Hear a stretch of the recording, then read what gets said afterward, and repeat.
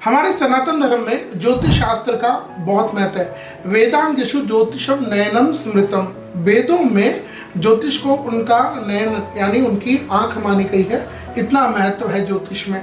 और ज्योतिष में मुख्य रूप से अगर हम देखें तो पंचांग जो आता है उनमें 5 अंग, तिथि, नक्षत्र, वार, योग, करण, इन पांचों को मिला करके पंचांग बनता है, जिससे हमारा दैनिक जीवन चलता है। तो इन्हीं 27 नक्षत्रों में यानी चूची, चोला, अश्विनी, लिली, रेलो, भरणी, आई, उ, ए, कृतिका, ऐसे अश्विनी, भरणी, कृतिका आदि रेवती तक 27 नक्षत्र है। लेकिन क्या आप जानते हैं इन 27 नक्षत्रों में हर नक्षत्र का अपना अपना महत्व है। हम किसी नक्षत्र को अच्छा या बुरा नहीं बोल सकते।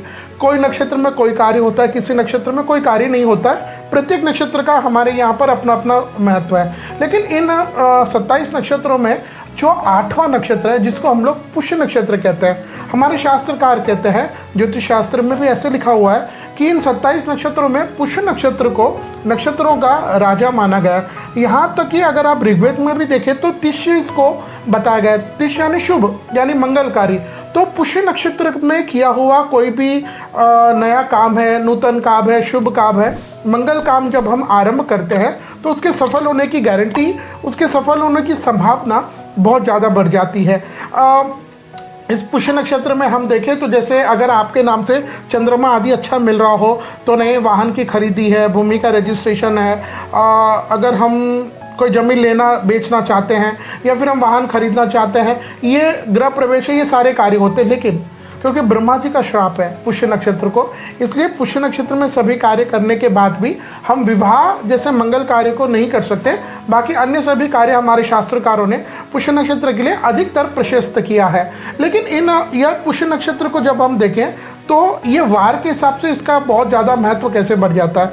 यह पुष्य नक्षत्र जब रविवार को आता है तो इस दिन एक विशेष रवि पुष्यामृत योग बनता है। और यही पुष्य नक्षत्र जब गुरुवार को आ जाता है तो इसका जो योग बनता है उसको हम लोग गुरु पुष्यामृत नक्षत्र का महायोग भी कहते हैं। इसी पुष्य नक्षत्र के स्वामी अगर हम देखें तो शनि है और इसके देवता अगर हम देखें तो बृहस्पति हैं। तो यह पुष्य नक्षत्र का जिन्होंने जन्म लिया, जिनका जन्म नक्षत्र पुष्य नक्षत्र है, तो ऐसे व्यक्ति को, क्योंकि इसके स्वामी शनि है और शनि न्याय के देवता है, तो ऐसे व्यक्ति को तो झूठ आदि से बचना ही चाहिए। पुष्य नक्षत्र जिस भी दिन हो, मैं तो देखता हूँ काफ़ी लोग जब हमसे किसी भी मुहूर्त के परामर्श के लिए आते तो हमसे पूछते हैं, महाराज जी आप नियर टाइम में हमें दुकान की ओपनिंग, गृह प्रवेश का दे रहे हैं, तो प्रयास कीजिए ना, देखिए ना कोई पुष्य नक्षत्र मिल जाए।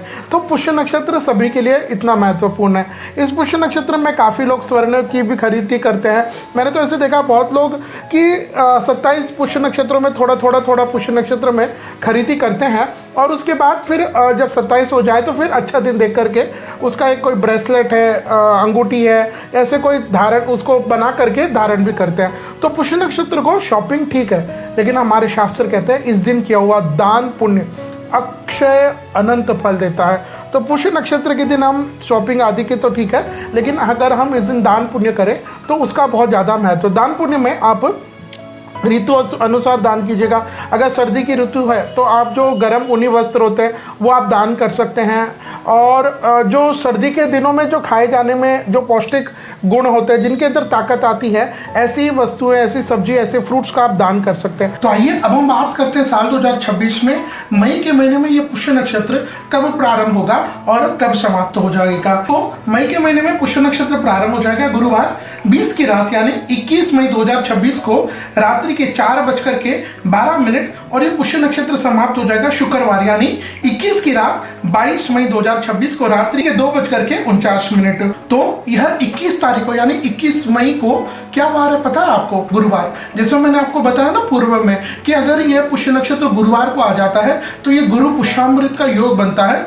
रविवार को आने पर रवि पुष्यामृत का, एक तो भाई पहले से पुष्य नक्षत्र, ऊपर से ये अगर गुरुवार को आ गया तो गुरु पुष्यामृत का योग, ये तो और सोने में सुहागा है। मतलब आप ये समझिए कि आप मल्टी मिलियनर के जितना बड़ा योग है। तो गुरुवार को है, लेकिन क्या आप जानते हैं इस समय यानी 17 मई से लेकर के 15 जून 2026 तक इस दिन, इस समय एक महीना का जो अवधि है, यह अधिक मास, ज्येष्ठ का महीना जो अधिक मास पुरुषोत्तम रहेगा। लेकिन अब भले ही यहाँ पर 21 मई 2026 को गुरु पुष्यामृत का योग है, लेकिन अधिक मास चलने के कारण आप अपना कोई भी नया स्वार्थ का नया काम है, जैसे आप वाहन की खरीदी कर रहे हैं, भूमि का रजिस्ट्रेशन है, गृह प्रवेश है, ये कोई भी काम शुभ काम नहीं कर सकते, क्योंकि अधिक मास है। अधिकस्य अधिकम फलम हमारे शास्त्र में कार कहते हैं। अधिक मास में हमें ज़्यादा से ज़्यादा दान पुण्य चैरिटी डोनेशंस करनी चाहिए। उसमें भी अधिक मास, पुष्य नक्षत्र, गुरु पुष्य नक्षत्र, मतलब what more can you ask, आप इससे ज़्यादा और क्या भगवान से कह सकते हैं कि अच्छा दिन हो। तो ये एक दिन मैं तो कहता हूँ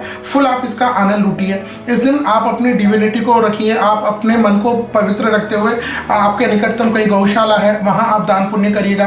देखिए दान पुण्य में इस बात का बहुत ज़्यादा ध्यान दीजिएगा कि हमारे जो सनातनी बंधु है, जो हमारे हिंदू भाई बहन है, उन्हीं को हमको दान करना चाहिए। आप अपने बहन को, आप अपनी बुआ को, जो हमारे घर की सुहासिनी होती है, उनको कर सकते हैं। या फिर अगर आपके घर के आसपास कोई मंदिर है तो उस मंदिर के पुजारी जी होते हैं, उनको आप कर सकते हैं। या जो गरीब निशक्त लोग होते हैं, लेकिन ध्यान रखिए वो हमारे टीके वाले, हमारे सनातनी हो, उन्हीं को आप दान पुण्य करेगा। दान पुण्य में जब मैं बात करूं तो क्योंकि ये गुरु पुष्य को गुरुवार को आ रहा है, तो गुरु से संबंधित जो कलर है, काफ़ी लोग थोड़े इसके पर्टिकुलर होते हैं, तो गुरु ग्रह से संबंधित जैसे चने की दाल है, गुड़ है, फिर पीला रंग का वस्त्र हो गया, ये आप दान कर सकते हैं। वस्त्र में ये ध्यान दीजिएगा कि पुराना पहना हुआ ना दान करें, आप नया खरीदे। जैसे वस्त्र में भी काफ़ी लोग, मैं जब कहता हूँ दान करना तो वो कोई 1 मीटर 2 मीटर नहीं, दान करें तो आप ऐसा वस्त्र दान करें कि उनको वो काम आए, वो उसको पहने। जैसे साड़ी हो गया, शर्ट हो गया, पैंट हो गया, गर्मी के दिन है